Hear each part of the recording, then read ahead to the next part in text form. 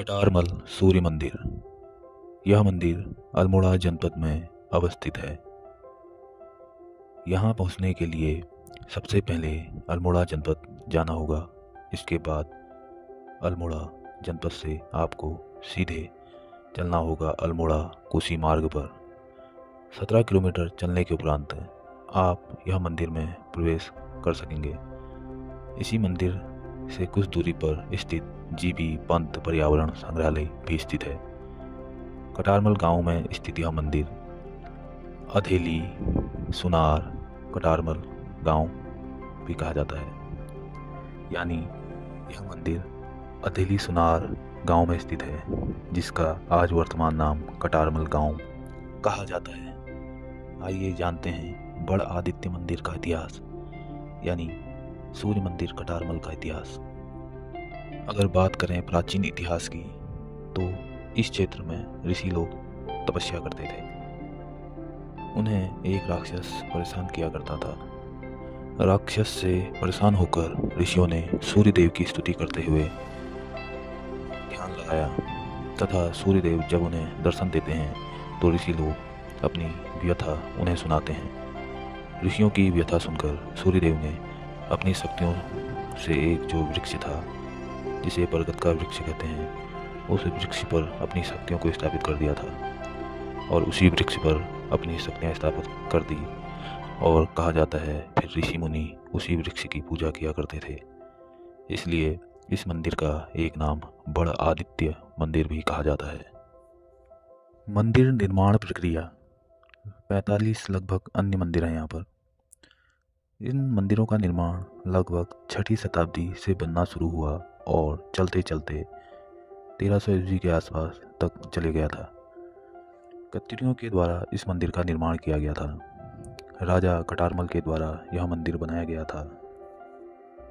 इसलिए इस मंदिर को कटारमल मंदिर भी कहा जाता है, यानी कटारमल का सूर्य मंदिर।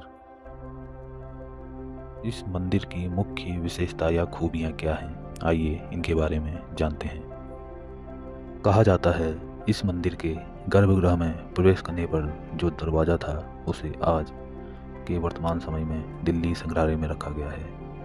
उसका कारण यह है कि उसमें जो नक्काशी हुई है, वो आज के समय में ऐसी नक्काशी कहीं और देखने को नहीं मिलती। इसलिए उस दरवाजे को दिल्ली संग्रहालय में रखा गया है, तथा अन्य मूर्तियाँ भी इसी संग्रहालय में रखी गई हैं, तथा इस मंदिर की देखरेख भारतीय पुरातत्व संग्रहालय करता है। यहाँ पर जो सूर्य देव की मूर्ति है, वह बूटधारी मूर्ति है। बूटधारी का तात्पर्य है बूट से, यानी जूते पहने हुए हैं। सूर्य देव की मूर्ति बैठी हुई अवस्था में है और दोनों हाथों में कमल दिखाए गए हैं, तथा पैरों में बूट यानी जूते पहने हुए हैं और एक चोला ओढ़ा हुआ है। यह मंदिर कोणार्क सूर्य मंदिर के बाद दूसरे नंबर पर सुप्रसिद्ध मंदिरों की श्रेणी में आता है। मंदिर के शिखर का खंडित होने का मुख्य कारण कहा जाता है, जो यह सूर्य मंदिर है वह एक रात में बना हुआ है और मंदिर को बनाते बनाते सुबह हो गई। ऐसे में मंदिर के कार्य को बीच में ही रोक दिया गया, इसलिए इसका शिखर नहीं बन सका।